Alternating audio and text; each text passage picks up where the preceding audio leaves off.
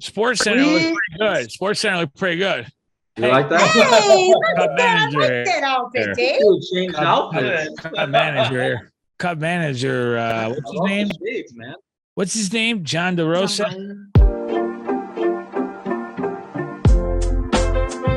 You know, here's what happened. Oh God, you can toss that one out. Though. Yeah, I mean, look, you know, this is Gotta throw it in there. Ankiel.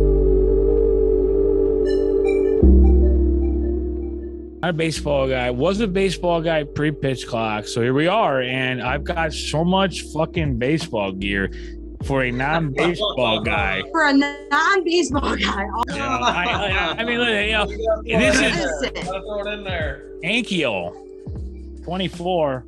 I don't know. Oh, Yeah, we're gonna burn that on today's episode. We can burn. Burn We it. can burn that. It's- Is this going to be burned live? I'm a Cubs manager in the Cardinals locker room. I guess that's what it's supposed to be. Honestly, I needed it for the light to block the light. So That's about all it's good for. I don't know. You know, I think light travels through light clothing. I will say you guys, Alec, you know, you guys made a change that looks way better in the background. How did you do that? Oh, I just went on Google and searched Sports Center set and screenshotted it. Two things here. Number one, we should probably find out what to name you. Like, what do you guys want to name your show? Did we get that far?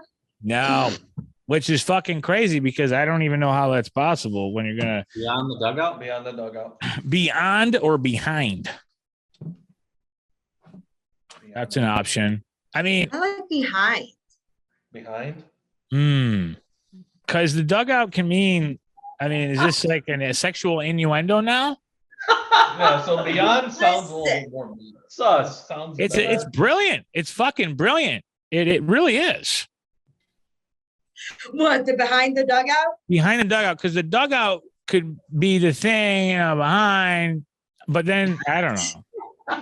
You gotta go. There's a lot. There are a lot of options there. Yeah. I mean, it could be taken a lot of ways.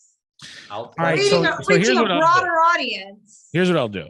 I'm just gonna go top 10 random names. I'm gonna name them off. I'll name. What do you guys want me to name? 5 names for a show, and then you guys kind of Outside the decide lines. here. We'll decide here live on the show. Outside the lines. They can't. You can't take that because that's isn't that an actual show and it's on That's- I thought ESPN. that was inside the lines. What was it? But Inside. you or don't want to do outside? anything. But you still don't want to do anything too close to it. I mean, Alec, you've got to be kidding. Like that's a joke, right? Beyond the fence. That was terrible. I mean, Duke beyond the fence isn't bad. Beyond the fence isn't bad. What did we have? We had dugout talk, bench talk. What are you Is the show doing? on the field? Is this the show? Or does he ask if this is the show? Yeah, this is the show. This is The the entire fucking first show. episode I mean, is this going is to be it. Dave getting your shit together This is it. and us trying to pick a name. This is it. I've got the rundown ready. We got to get a show name here, and I thought this would be pretty cool. So let's Well, see. here. where's the rundown? Because I don't got the rundown. Yeah, so that's an ongoing joke rundown coming out. It never comes out because I had to do that to you guys the first time, but it does come out. I have it. I'm going to share it with you in a moment. All right, here we go. Number 1, Diamond Discussions. Yay or nay? Yeah. For me, it doesn't hit. Pitch perfect chats. No. No. No. Let's go with the dugout dialogue, and that would also go double D. So you'd have to be double D. That's Jess, not we'll bad. just go. Jess, not are you bad. double D? Jess, are you Yes. double D? Okay, so Yes, I got it covered. That does work. that is huge, and you know, I mean, And I like that. and- I like that. yeah. All right, so that's the leader right now, the dugout dialogue. Like I that. do like dugout dialogue. All right, so write that down, number 3 for me, please, Jess. There we Got go. it. Okay, number 4, 9-inning narratives. No. Don't get it. Don't get it. No. Number 5, outfield opinions. Sounds like Like You know, alliterations are killing me. yeah, I don't like it. Bats and balls banter. No. Let's You scratch guys that got off. that one. It's not female. Yeah, there's no female though, right? I mean, If it no. was a trans situation, I think that'd If be. it was a trans situation, then we got it covered. Lead it to some great discussions post baseball season, but no. So that's hilarious. And that makes total sense. Right? Swing talk to the next one. Number 7, swing talk. Not into that one. Swingers. No, Swingers? I got no pineapples. Okay. I got no upside down No pineapples. upside down pineapples, no pink flamingos in the yard, nothing like that. No. Okay. FYI, you run across Swing- an upside down pineapple. Really? Yes. We could talk about that real quick. Alec and Duke, you guys are a little bit younger. Do you guys know about that? How to identify a swinger when you're out, not in public, like actually proactively looking for them, but do you know how to see one in your neighborhood? Okay, good. Oh, yeah. I mean, it's pretty obvious around here. It is. Okay. And Alec, why don't you give everybody your address? You're a youngster. A lot of you matures out there are looking for a young guy like yourself, a young buck. Don't set them up like that. It's never a fair trade. Yeah, no, it's It's not. never a fair trade. No, it's not. And I don't even know if I'm going to air that. That's just bad. All right, number 8. Sorry, go ahead. Go ahead. No, I was saying, what are these? How many more we got? What are these names? Damn, Alex you got a date tonight? No. I mean, we just started. It's 9:18. It's 10:18 Eastern time. All right, here we go. You're right. Sorry. Glove stories number 8. We only have 2 more. No. All right. Bases loaded conversations. I'm still on dugout dialogue.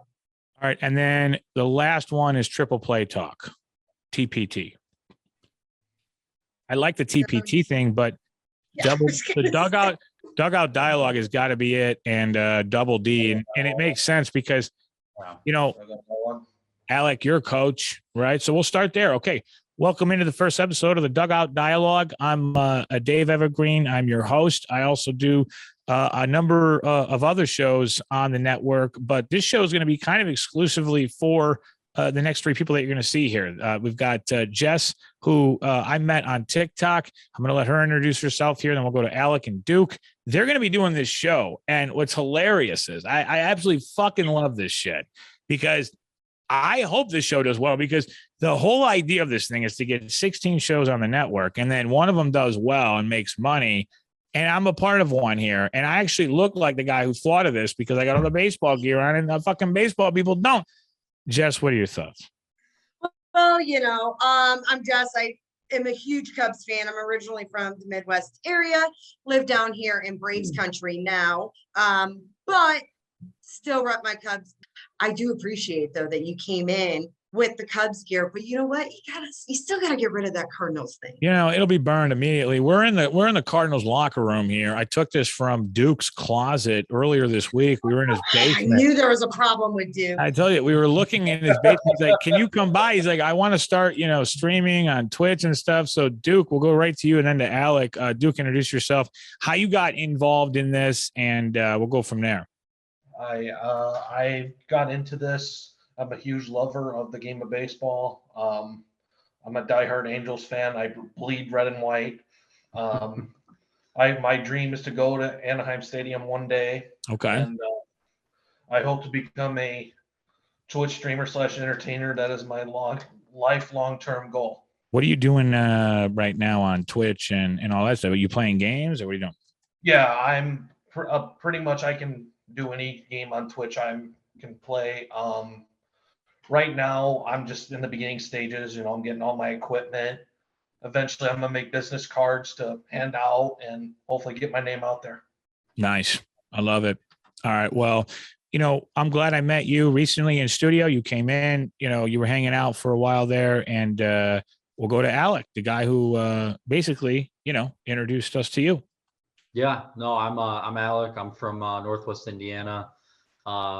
Graduated in Hobart. It's close to Chicago, about an hour away. I'm a big fan of Jess's crosstown rival, the White Sox, unfortunately, as that's not going too hot this year so far. But no, I'm looking forward to being a part of this show, and I think it's going to be big. I'm excited. I'm excited to be on set with all you guys. So, well, that's going to be exciting because we will eventually be together on set at some point. And during some shows, there's, MLB playoffs, and we'll see different cast of characters because a lot of those games are during the working hours, where this is kind of playing out where, and we'll tell people, Alec, we work together, and it's kind of how it's setting up, where we're at the studio together sometimes during some of these games. We really didn't do a lot during the March Madness thing, which was kind of unfortunate, but we're building the stage now, blah, blah, blah. But the best part about it is Jess is from the NWI area as well, originally, as you mentioned. So did you mention that? I don't want to sound like an idiot. Did you say Chicago? I'll make sure I edit it. Midwest area. I mean, okay. So do you want to say that? Like, I get it. Like, I don't want to tell anybody that I'm from NWI either. I go Chicago or LA.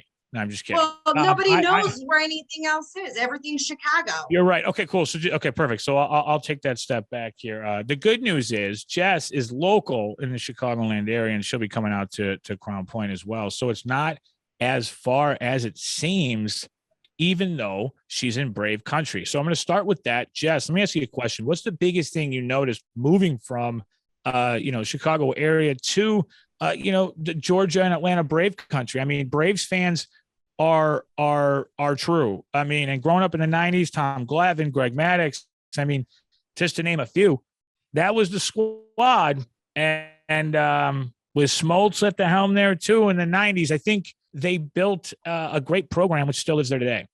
I mean, they still do have a great program. As far as the fans go, it is a completely different environment coming from Cubs fans, where you get on a wait list to get season tickets. It is a lot more accessible down here, which makes going a lot more fun. College football tends to reign supreme in the South. But these Braves fans, they really are ride or die. They kind of live with that Cubs spirit of, cautious optimism every single year, and rooting for their team. They just won a World Series recently, so everybody's riding high on that, even though they did lose Freddie Freeman in a really bad deal, but we won't discuss that too much. They're a little bitter about it. So do you they got Matt Olson in it. It is kind of a fair trade.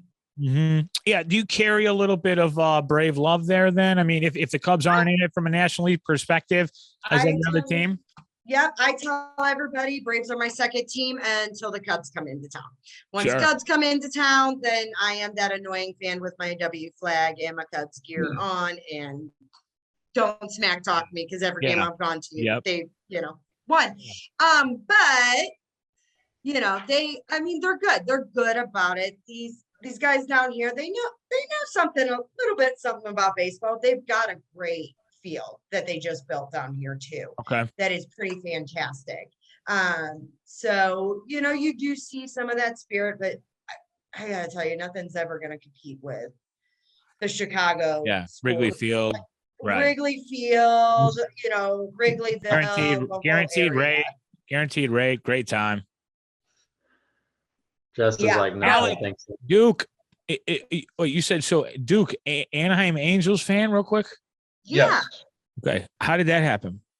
It actually is kind of crazy. When Albert Pujols went there on that big deal that he signed after he won his second World Series, I kind of just followed him along. Okay. And then when Mike Trout came into the league, he became my favorite player, arguably ever. I have a lot of greats that I used to watch back when I was younger, but I followed Trout since he became an Angel, and I still watch him every day. I keep track of how he's playing every single day, and I hope he gets a World Series. I don't know how that's going to work with how management works there. It's never been a great management. As far as I've been an Angels fan, we've made too many big free agent lucrative deals, not for pitchers, but for position players. That has not worked out. It's frustrating, but I'm still holding my fan card in me until I die. So let's go into that a little bit. Anaheim Angels, I remember when the Angels brought on, Joe Madden, a guy that they thought was going to change the clubhouse, because he kind of came into the Cubs and changed that kind of vibe a little bit.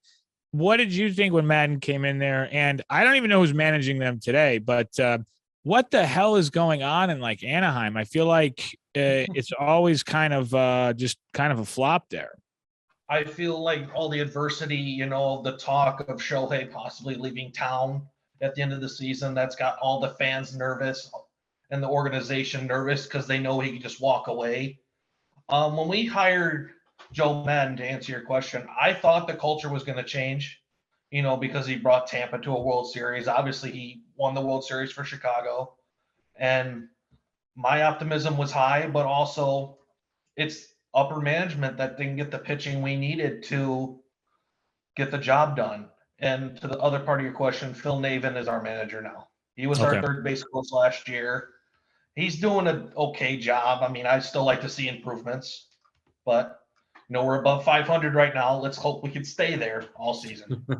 Last question. Mike Trout's salary, right? $37.1 million a year, figures out of what, 12 years, $426.5 million contract that he signed, I believe, with the Angels in March of 19. But that was the biggest contract in sports professional history. Mm-hmm. Jess, your thoughts on Trout and Angels in general? I love Trout. I love Trout, especially after watching him on the USA team with Mark and seeing him. I mean, he was obviously the perfect choice for team captain. I mean, he's just that guy. And, I would pose the question to you, Duke, like, do you think even when Joe was there that he even had the room to change the culture, to do what he would have been able to, what he did for two other teams? I mean, He clearly had great ideas. Did he have the room to actually do that, though? I think he could have got he could have got more out of Mike Trout, but I still say to everybody, the manager that got the most out of Mike Trout was Sosha, of course. Because he made him into the player that he made him into the player that he is. He's aggressive. He has a great, walk ratio. He has great plate discipline. One of the best I've ever seen. You see players that just go for anything. When I look at Mike Trout, that he's looking for that perfect pitch. That's how I grew up as far as learning to swing a baseball bat. Take the right pitch, let the bad ones go behind you. He's a big inspiration to me as well. Yeah. So we're probably, you got possible solo podcast with Duke, pitch hitting 101 here. You could run a camp. You sound good, man. I like that. I appreciate that. All right. I didn't plan on going to Trout, but I did want to tell people about this because I think it's interesting. Madden agreed to a 3-year contract with the Angels in 19 as well. That's when Trout signed, March of 19 as well. Actually, that was with the Cubs, and it's not unusual. So this was not okay. So he was getting $6 million a year with the Cubs. So he was. Do we know how much he's making with the Angels? It doesn't say here. Who, Madden? Yeah, I can't find it here. I don't know off the top of my head. I'm sure we can find it real quick. So he was one of the highest paid managers, had $6 million a year with the Cubs, but it says they don't have it here. So, anyways, okay, cool. So, welcome in to the Dugout Dialogue, aka the Double D. Alec, let's this is going to be Jess's show here, by the way. I'm just coming in for the first couple episodes. I'm eventually going to shut the fuck up and just kind of roll. But Alec, let's talk about, first of all, White Sox, that's your team, right? Yeah. We all got to come out and claim a team. So I really like this, that I've got the Cubs. Jess got the Cubs. She got Cubs, Braves. I guess I have Cardinals here too, because there's some family there, and then Duke, you're the Angels guys. So let's talk White Sox. I mean, what's going on there? Disaster on the South Side, and is it over? Is Reinsdorf just like it's everything's just like kind of falling apart, right? Anybody want to play there anymore? So I think that ultimately the roster that they constructed, put together, they're just having trouble staying healthy. I mean, you got a guy like Eloy Jimenez, who we traded for from the Chicago Cubs. He's an outfielder, but really only a DH these days. I mean, they have to stick him out there sometimes, and he's not durable. There's other guys, big prospects. Yohan Moncada came over from the Red Sox in that trade with Chris Sale back in, I believe it was 2017. He's had trouble staying on the field. I don't think that he's had a year where he's played over 140 games, 130 games. It's stuff like that that's holding the Sox back. I think that the scouting department, I don't think that they're at an elite level. I think that our farm system right now is pretty slim. We have one of our top prospects, Colson Montgomery, that should be coming up in a couple of years. They're comparing to Corey Seager, who's ultimately probably going to take Tim Anderson's spot once he reaches a limit where Jerry doesn't want to pay. And it's just the same ongoing issues over and over. They went through that rebuild. Well, let me back up here. Around 2012, 2014, they kept trying to, sign a couple big name free agents every year, plug and play, see how far they can get. And it only went so far. And when they finally tore the roster down and started rebuilding, all these guys like Eloy Jimenez, Moncada, Andrew Vaughn, Jake Berger, all these guys that they thought were going to be maybe what the 2016 Cubs was just isn't turning out. And I think it's getting close to the point where they might need to just tear it down and start over again because, Tim Anderson's around 30 years old now. I know Moncada's, not that. I think he's getting up there too. So all these young guys that are kind of underperforming the expectations are getting to that point where maybe second contracts are coming up and it's just, it's not worth it. So, and I think a lot of it has to do with upper management. I think the guys, Kenny Williams, Rick Hahn, are getting too many passes, and I think it might be time to make changes. So they have been playing better of late. I know that first month they had a brutal schedule, but of late they've been playing a little bit better, but they're still, I think, 12 games under 500. I think it's too early to say this season is just in the books because they're getting guys back and the guys they're getting back are playing well, but it's just a matter of time. When's Moncada going to go down again? When's Tim Anderson going to go down again? You know what I mean? These guys have to stay healthy to see what they're going to be, so. Yeah, it's a great point, and it's a great outlook there on the South side. And it seems to me that it's always a slow start for them. And then they kind of go on a run, they figure it out. But that leads me to the next point. It's just too long of a game. We'll go around the horn here real quick. Why so many games, Jess? And your thoughts on that? I know that's cold. I don't know why there's so many games. You would think by now we'd be kind of used to it, seeing these schedules and these guys staying healthy. They know what they're getting into. They know, it's not a surprise. It's not a surprise that they're wanting to do all these games, run all this, and that they're going to be worn out, but they've got to get prepared for it. So are we not giving them enough time to get prepared? I don't think that's the case. I think these guys are starting to think that they're a little more in shape and more ready than they are. It is a lot of wear and tear, but it's the same thing. Now you see pitchers that don't go anywhere past fifth, sixth inning.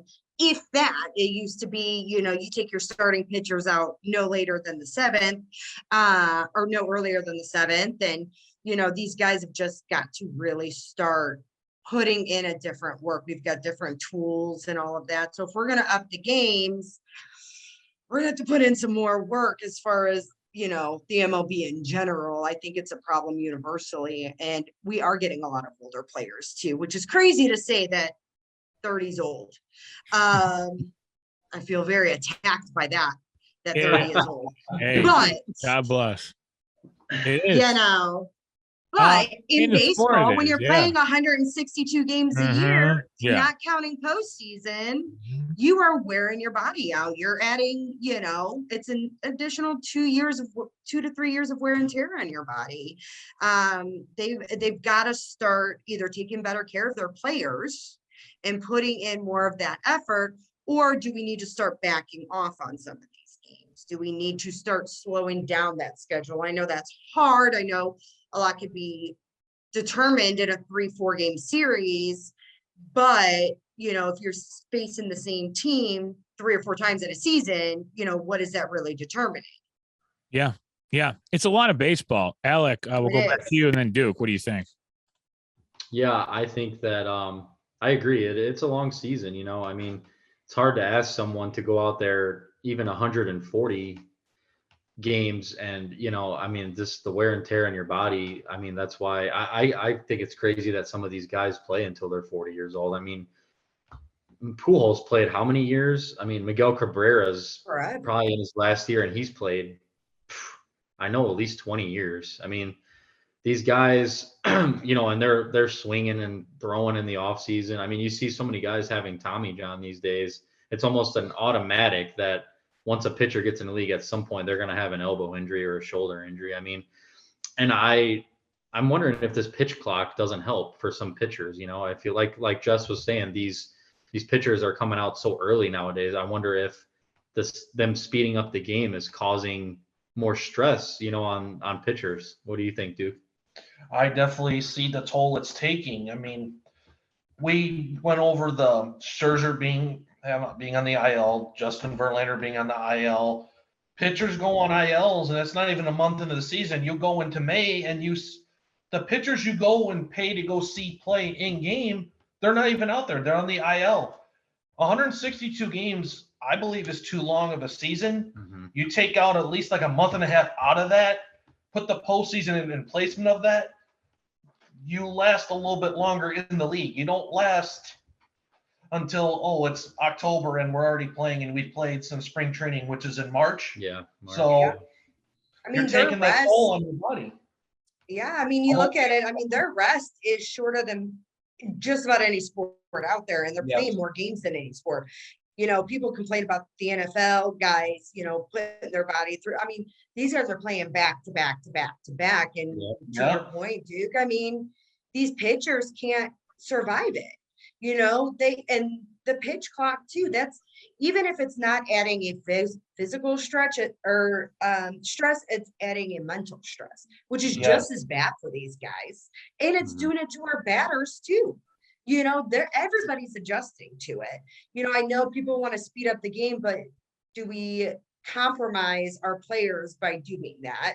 And at some point, is it really worth it? If we could, like, to shorten this season, if you could shorten the season, do you really need to add those kinds of things? And the pitch clock is just, the jury's still out for me on that. Yeah, go. We can go around on that. Shit, I got some thoughts on that real quick on the pitch count. I mean, I have not been to a game yet. I've heard good things for people who want the game to go quicker, which will be interesting for me because I was one of those, call it what you want. I mean, I got fucked up at Cubs games. I went in there, we did our thing, and we drank, and I knew what inning it was usually, but most of the time, it was a long game. Now I've heard it's super fast, blah, blah, blah. But it was the only sport that, for the longest time, even golf went away from this, where the players decided when the game was over. I mean, technically, the game could never end. And they took that away. And that, to me, was it for me. They stripped it away. That was the purest fucking shit they ever had in that game. And sure, are there good, and negative, good and bad or whatever? Sure, but I don't like it. That was just my 2000. I mean, no, for me, the thing is one, the mental stress that we're putting on these pitchers and we're putting on these batters. It's gonna take a toll. We're gonna see some effect from that. And as far as speeding up the game, the whole point of going to a baseball game is not for the speed. You're not going there. You could sit at a 3-hour football game too. It's the same thing. And, to your point, Dave, I mean, you kind of take away some of that purity that comes with baseball. That's one of my favorite things about it. I say it all the time. Baseball players are just little league players that got to live out their dream. They're in the dugout. They're making the same jokes they did when they were, 15 years old on their high school team. They are that same, playful, and it kind of takes away from that. It's this added pressure. And it comes from both sides. At least to me, I don't think there's enough benefit to it that we added it. That's what about you, Alec? What do you think? I agree with you. I think that that nothing changes when you get up to the big leagues. I'm sure they're making, like you said, it's a kid's game. That's what's unique about baseball. I mean, I think it's the greatest game in the world. Nothing beats going to the ballpark. And going back to the pitch clock, I've been to a couple games this year, and actually I don't think it's affected the time of game much. Like, for example, I just went to the White Sox game on Mother's Day. I took my mom there against who did they play Sunday? The Astros. They played Houston. And Oh. it was a 1:00 game, and we got out of there at like 4. I mean, it depends. I mean, some games, like even when there was no pitch clock, you're gonna have games where the pitchers are working fast and it gets done quick, but then there's gonna be games that are longer. I still enjoyed my time there. I don't think some people suggest that they're taking time away from your entertainment. The game goes by quick and you feel like you were barely even there, but I don't see the case with that every game I've been to this year. But as far as the pitch clock goes, I think there needs to be some tweaks to it. The disengagement rule, the pitcher can only disengage twice, to throw over to first, just to prevent so many pickoffs. But I think that it's pretty ridiculous because I think the stolen base numbers are going to shoot up, and like guys like Ricky Henderson that have Hall of Fame numbers, maybe that put them into the Hall for stolen bases like that. The records are going to be broken so easily now because it's just a different game. I mean, once a guy can get on base and get a huge lead to make sure he gets back both times, and then he knows it's full go. He can just take off, and stolen base numbers are going to rise. We've already seen them rising, and that's the thing that I think is tough about it. But yeah, I've seen it a couple times too at the Sox games. There's been a couple violations where a ball was put in the count for a pitcher taking too long. So it is kind of unique. It's different, but I think people will get used to it. Umps been ejected yet on that? Yes, we have. We've had umps ejected Oakland A's. Really? GM. Yep, his batter got called for a violation. Wow. And I give it to him. He went out, he tried to defend his player, but at the same time, you can't say your player's injured and he's not doing the appropriate things. And that was the big argument. So I don't know if you guys all saw that, Alec and Duke. Yeah. Cubs were playing the Oakland A's, and we were pitching, they were hitting, and they got the violation. Their batter stepped out of the box. He was trying to rub his thumb, and unfortunately that clock was still going. He didn't get time. He didn't call for a trainer. And honestly, someone might say that I'm a little biased because the Cubs were playing them. Yeah. But honestly, if Rossi would have come out there and that would have happened, I would have been like, Ross, you're an idiot. Yeah. Like, why didn't you? If he's that injured, and that's the thing, like, do the players now have to come up with a new format for that? Do they have to have this plan in place? If you're legitimate, even if it's minor, is that going to affect it? How do you guys think that's going to, seeing that ejection, how's that going to affect things? How are other GMs going to respond now? What do you think, guys? Alec, I don't really have, I think, what I would imagine is going to happen is they'll ease up, but if they're raging, right? Yeah. Yeah. I think that, I think it'll be just like as if, umpires make a call that's questionable and managers come out arguing. I think, but really, if the rule's in place, the clock doesn't lie. So what can you really argue? That's the thing. Yeah. Because once that clock hits 0, and actually speaking of that, at the game last Sunday, Houston Astro was rung up strike 3 on one of those. Yeah. So all of a sudden you just see the guy walking back to the dugout with no pitch thrown. It was crazy, but when they get one timeout, what I've been seeing a lot lately is a guy gets down 0-2 real quick.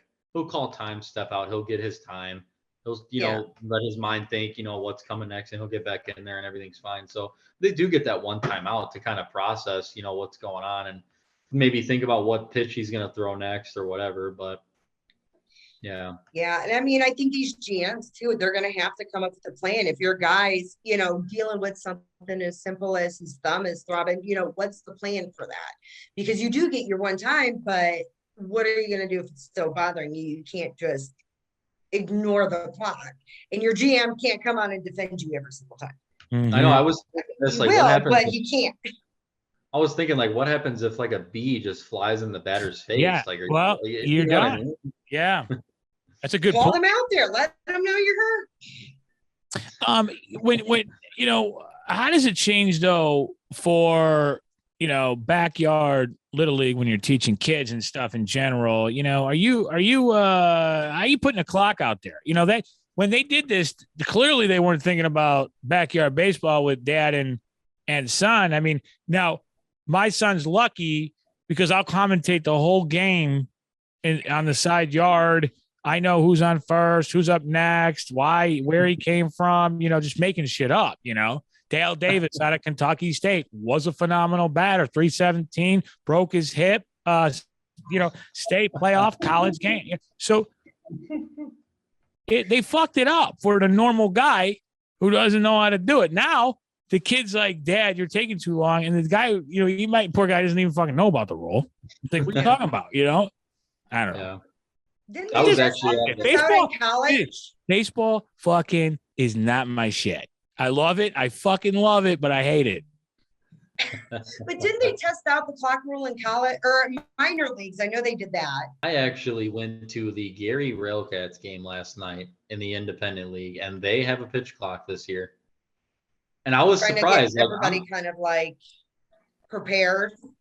I'm surprised because I was sitting right there on the field next to the dugout, like first row, and I saw a clock behind the plate. And so there was some guy from Railcats management that just stopped and talked to us for a minute there. And I asked him, he's like, yeah, this is the first year we're doing it, and the games are going smooth and everybody seems to like it. And I was like, wow, I mean, you're gonna probably start seeing that everywhere. I don't know if it would go as far as high school, but definitely like Division 1, 2, 3. I could see it being college.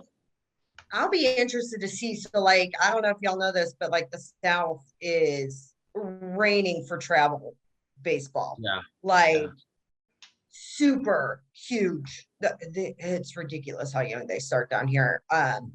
And I'd be interested to see as some of my friends, as I watch their kids go through travel ball, because unfortunately my child has decided he does not like baseball. Really? Oh, it's so weird. I'm sure that makes you upset. It's so weird. I almost put him up for adoption. Oh my Lord. Then he picked up the Chicago Bulls and we said it's okay. But There you go. To see, because we do Grand Slam down here. A lot of baseball players end up retiring down here. So, and their kids play. So it'll be interesting to see how this like trickles down, if it does. I mean, eventually it's got to. I mean, Dave kind of made a good point. Eventually you got to teach kids how to adapt to this, right? You teach them how to hit off a tee, then you teach them how to hit from a coach, then you teach them how to hit from another player.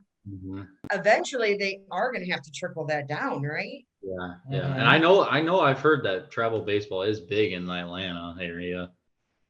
Like I coach travel baseball up here for a few years now, and one of the guys I used to coach with, he told me like when they liked, his team likes to go down in that area because it's like baseball paradise in the summer for travel ball is what I heard. Well, because we get maybe 3 months of like winter. Yeah. And it's really just like rainy season, but like it can be 70 degrees in January. Yeah. So yeah. It's how humid is it down there, Rhino? It has to be awful. It's not too bad, but no, I've been down here for 12 years now, so I've adjusted. Excuse me. It's a little gross just because it's supposed to be raining all weekend, but overall, I mean, the weather's beautiful. It's a mecca for a ton of retired. I mean, I think I heard even like one of the San Francisco pitchers, Vogelson, retired down here. So people are just, they flock and then they put their kids in so early. My brother played baseball and he moved down here. He was like 9 years old and he was behind the curve. You're like, what? But it's huge. So it'll be interesting to see how that keeps going, how it keeps going throughout the league. Like you said, I mean, you don't really notice it because it doesn't take up that much time. I don't think their whole pitch on it was, it's going to speed up the games. it's going to make it faster. It's like, Yeah. I went to a game because it took 3-4 hours. Yeah. Right. You knew. And if you want to get out of traffic, you leave after the 7th inning stretch. Right. Speaking of Atlanta, does Chipper Jones, does he still live down there? Do you know? He, as far as I know, is still around. Yeah. As far as I know. I was gonna Yeah. say, he's probably Him. at Braves games all the time. He is.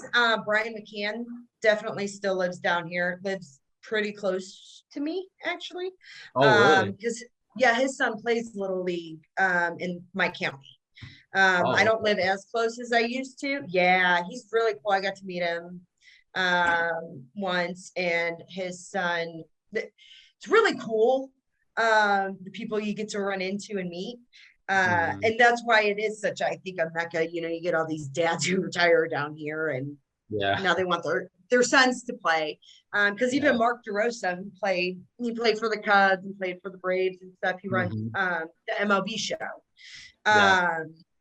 He's down here. I had my stepson got to play with him, and we got to meet him, and he's fantastic dude.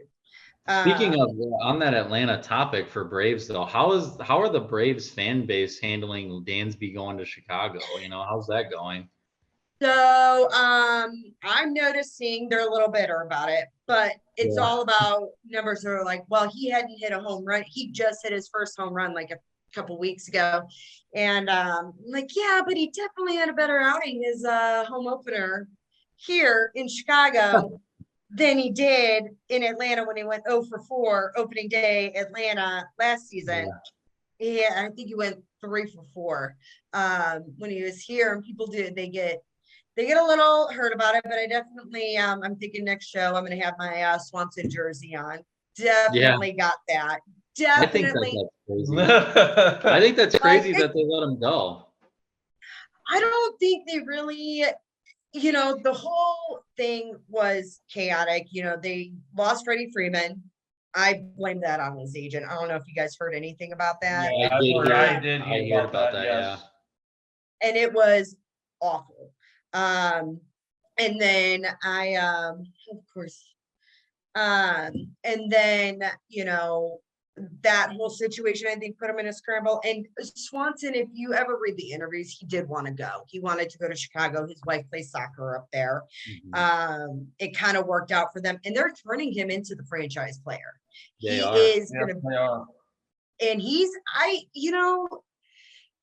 so for me, he doesn't have to hit a home run every game. He doesn't have to hit a grand slam every, series. He's a really flashy player in the field. He is. He's got a flashy and he's effective. Like, he is effective. His hits are effective. He's making a contribution. And I think we're going to see great things. I'm definitely going to be that annoying fan when they come down here in September. I've already planned it. Already wearing my Swanson jersey. Can't nobody tell me anything about that.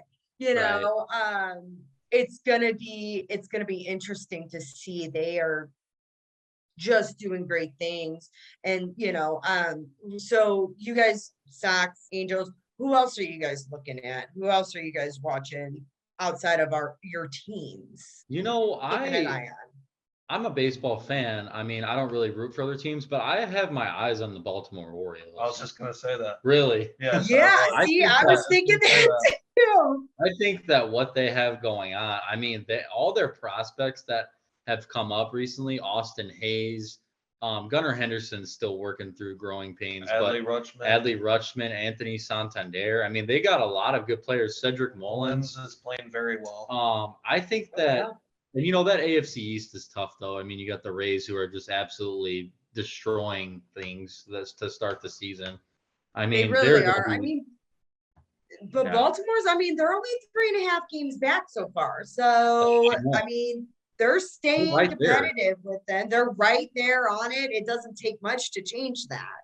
I know a couple of years ago they had that year where they kind of surprised a few people, almost made the playoffs, but didn't. But This year it'll be different. They're legit. They're I a think so legit too. team. I agree with you, Duke. I think it's going to be different this year. I think it's going to Don't be be. surprised if they come in and steal the division away. I don't know. I'm not saying that they can't. I think They're more than capable of taking. they have a lot of guys that in a couple years when they hit their stride, once they get used to being up now. I mean, they're just, Gunnar Henderson, he's just getting a taste of what it's like to be in the major leagues. But once these guys are 2-3 years in, I mean, the Orioles are going to be really tough. Really Very tough. tough. Yeah, I mean they're absolutely crushing it. And you're just watching them in their league, and like I said, I mean they're only 3.5 games back. It's only May, guys. It's gonna be. I mean, it's gonna be interesting to see how the season plays out. Speaking of interesting, I know I kind of touched on it when we were off not reporting, but. Interesting. Yeah, you guys see Aaron Judge's eyeballs shifting Yeah. directions. Those Jays announcers calling him out a little bit. What do you guys think? Yep. Honestly, tough to tell. I mean, you could obviously everyone can speculate that it's something sneaky going on, but you never know. And speaking of the Yankees, though, I think that the Yankees always have a tough team, but that division, man. I mean, the Yankees are they in last place? I believe they're still in last place. I know. I saw this morning. I can tell you 20. right now, they are no. Boston is in last, but they're only up a game. They are 6.5 games back right now. And even the Red Sox. I think even the Red Sox. The Red Sox are in the wild card hunt right now. Yeah. All those teams have solid records. Like the Yankees are in last place, but I think that if they're in the Central with the White Sox, they'd be in first. Yeah, no, I agree. And I mean, they're also competing with two teams that we just talked about. They're competing with Tampa Bay. They're competing with Baltimore. So they've got a really and that's another team that deals with a lot of injuries. Giancarlo Stanton, always on the DL. Yeah, he's always on the DL. Who else are we talking here? I mean, Carlos Rodon, stud pitcher that used to be on the White Sox. They signed him to big money. He's yet to see the mound this year. I mean, Donaldson's been on the IL on and off. That's another team where they have these guys that can really do damage in the lineup. But I mean, you got to be able to be available, and they're not. The Orioles, their guys they're playing every day. Their guys don't really deal with injuries. And their record shows. Yeah. Yeah. I mean, so what do you think that difference is, though? Is it because their guys are younger? Is it that they're doing something different, or is it because the Yankees have some young guys, but they're young-ish? I believe Aaron Boone is the most overhyped manager in baseball. I'm gonna stick to that. That's the hot take of baseball. I'm gonna believe that. I'm gonna stick to it. When have you ever seen when the Yankees have the best record in the American League? They always get out in the playoffs. Yeah. They're always out. But does some of these teams peak too early? Like, for example, the Rays, did they peak too early this season? There's a long season. It's a long season. Yeah. And I've said that for years. The Rays go ice cold. You could Yeah. have a month where the Rays go ice cold and the Orioles just take off, man. Yeah. And I've said that for years. When it comes to baseball, just because you come out hot doesn't mean you're going to finish hot. If you're going to have a slump, you want it in the middle, or you want it towards the beginning anyways. Then you want it towards September, beginning of October. That's why I'm like, as a White Sox fan, the first month was absolutely brutal, but it's like, well, there's 162 games. So I guess when talking about earlier when we were mentioning is the season too long, there's pros and cons, right?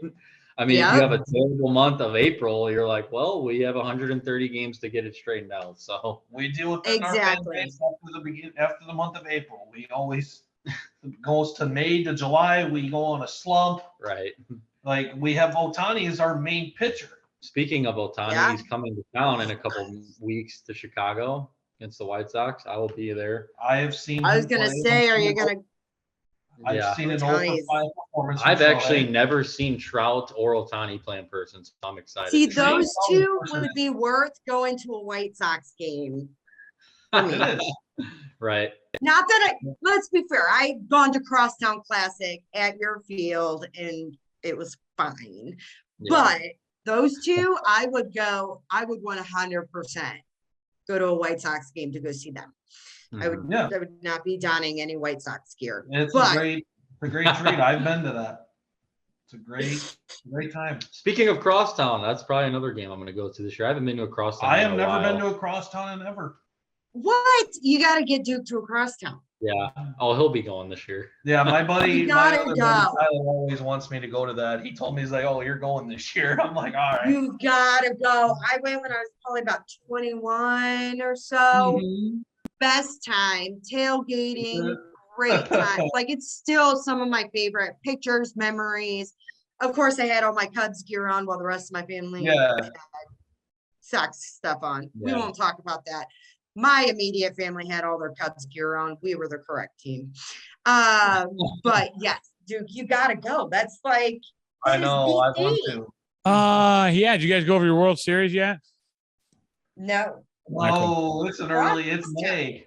It's May. It's May. The It's Oakland May. Athletics. The Oakland Athletics might come back. It's never too early. Let's wrap this show up though, because Yeah. you got to roll.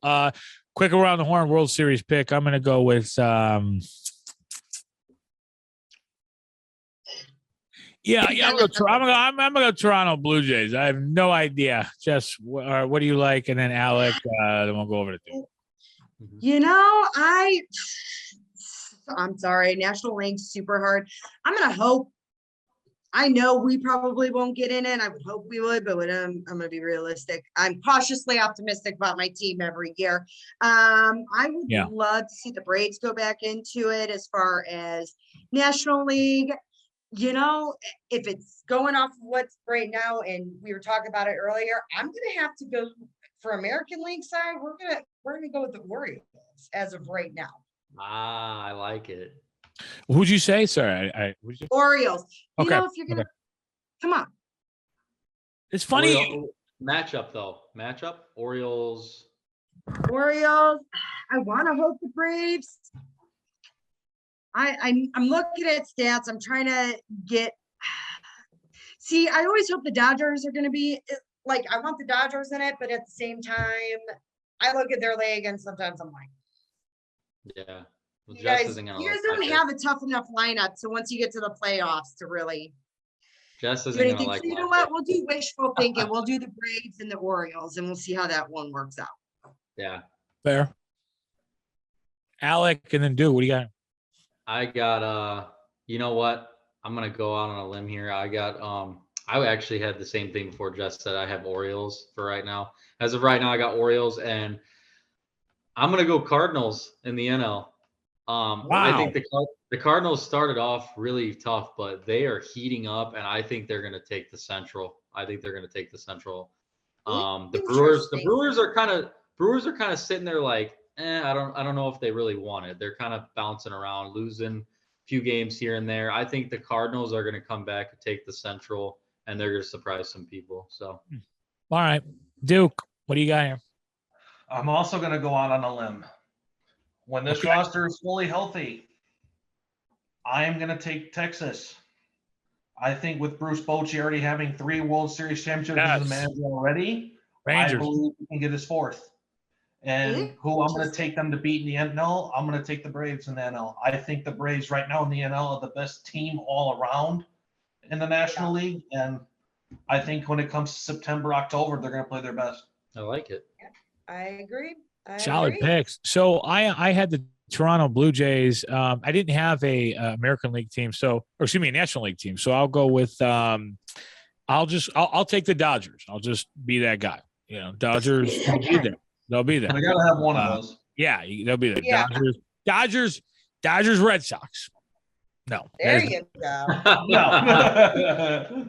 All right. So that's it. That's the first episode of the Dugout Dialogue, Double D, and I'll let you guys kind of, I guess, take it out. But this is the first episode, and then maybe we'll do one next week. But Jess, what are your thoughts, and then your vision with where you want to go with this thing? Do you want to add more people? Do you want to do you're gonna do guests, you can do all sorts of shit? Yeah, we are gonna take this in all sorts of directions. We are gonna have guests. I know wonderful people who love baseball as much as we do. We're going to bring them in. We're going to keep talking these teams, and we are going to keep an eye on everything. And you know what? We might just write down these predictions that we just made and see where they take us come September, see who's close and see what happens. So we're just going to have fun with it. We're going to see what happens week by week. And, you know, like I said, I've got some guests that are willing to come on and talk baseball with us, that coach baseball, that are in it, that love it just as much as I do and we do. And we're going to have a great time. We got a good long season to go. So we're going to We've got a lot of people. We've got a lot of people too that we know in each city. So, you know, for Philly, you know, we'll be doing Sheffield Shuffler. He's a Philly guy. If you guys know anybody or come across anybody on TikTok or whatever, feel free to reach out to them and have them on. You know, I mean, I know we were talking about high profile people earlier, but shit, bring on whoever you guys want to talk. But thank you so much for coming on tonight, you guys, and thanks for having me. Yeah, first guest ever. Am I the first guest, Alec? You Just, you know, I'm if I can make it every week, I'll just come on in. You know, come on in whenever you want, and we'll just roundhouse or roundtable. That's what says keep the Cardinals jersey off the offset, man. Unless you're burning it, I don't want to see that thing on set anymore. You know what? When I come into town, I'll burn it for you. Go ahead, you can. We left the locker room. Oh my gosh, could we? We're out. Yeah, we could. I don't care. It's not mine. It's just here, and it's just I've got a lot of teams here. You know, every time I join, I'll wear another baseball, you know, piece of gear, merchandise. I got a lot. I mean, I'm a baseball fan. Love the game. Best game in the world, as Alex said. Yep. Why? I don't understand. It's so boring. I don't get it. I don't get it. The best sound in sports is that ball cracking off the bat. Yeah, whatever. It really is that for the weather of a warm up. There is nothing like the ballpark. American, you know, I get it. Hot dog, beer, I get it. Whiskey dog. Nothing beats it. Burgers, I get it. American pastime, I love it. I do love it. It's not a boring game. It's just a slow game. They're speeding it up. They're trying to speed it up for people like me, you know. Kidding. That's who made that happen. Way to go, Dave. All right, guys. Thanks, you guys. Thank you. And we'll see everybody next week. Next week. Sounds good. All right. See you guys. Bye, guys. Yeah.